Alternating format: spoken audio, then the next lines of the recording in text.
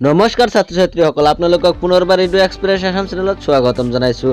আজি মই আপোনালোকৰ লগত আলোচনা কৰিম যে 2021 বৰ্ষত মানে মেট্ৰিক পৰীক্ষাত কোনবিলাক কুৱেশ্যন ইম্পৰ্টেণ্ট হৈ আছে। আজি সেইটো এই ভিডিঅ'ৰ জৰিয়তে আলোচনা কৰিম। তো আজি আলোচনা কৰিম অসমীয়া অধ্যায়ৰ আজি ৩য় নম্বৰ অধ্যায়, যিটো অধ্যায়ৰ নাম হৈছে প্ৰশস্তি।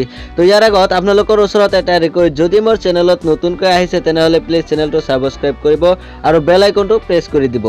তো ছাত্ৰ ছাত্ৰীসকল, ইয়াত আছে শব্দ অৰ্থৰ টুকা। মই কিছুমান শব্দ অৰ্থৰ টুকা সিলেক্ট কৰিছোঁ। উখ, কালৰাত্ৰি, কুসুম,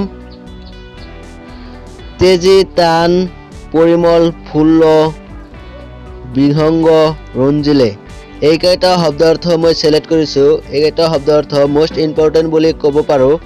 তাৰপিছত মই দেখুৱাই দি আছোঁ প্ৰশ্নবিলাক। তো ছাত্ৰ ছাত্ৰীসকল, ইয়াত আছে 1 নম্বৰত অতি চমু উত্তৰ দিয়া। তো কিছুমান কুৱেশ্যন আহে যে 1 মাৰ্কৰ কাৰণে। ইয়াতে মই 3টা কুৱেশ্যন সিলেক্ট কৰিছোঁ।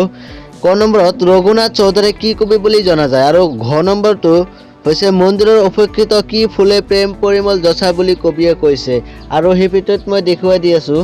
আৰু 6 নম্বৰত আছে মহামহিমৰ গান কিহে গায় বুলি কবিয়ে কৈছে। এই 3টা কুৱেশ্যন মোষ্ট ইম্পৰ্টেণ্ট বুলি ক'ব পাৰোঁ। এইটো মোষ্ট ইম্পৰ্টেণ্ট, পৰীক্ষাত আহিব পাৰে।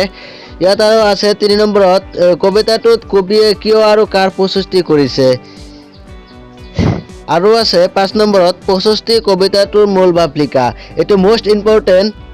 তো ছাত্ৰ ছাত্ৰীসকল, ইয়াত আছে 8 নম্বৰত ব্যাখ্যা কৰা। মই ইয়াত গ নম্বৰটো সিলেক্ট কৰিছোঁ। মোহন কৃষক বেণী অনাহত ছন্দে গায় মহামহিৰ গান, মুহ তন্দাৰল ষ্টেজি উঠা ভক্তবৃন্দ সুন্দৰৰ কৰা ৰূপ দেন।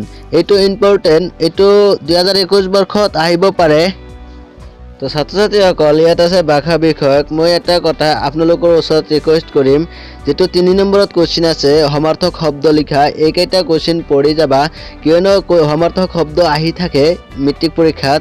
তো ইয়াত তুৰু, মুক্তি, সমুদৰ, অভিযান, দিয়ানী, এইকেইটা সমাৰ্থক শব্দৰ পৰা এটা সমাৰ্থক শব্দ হ'লেও আহিব।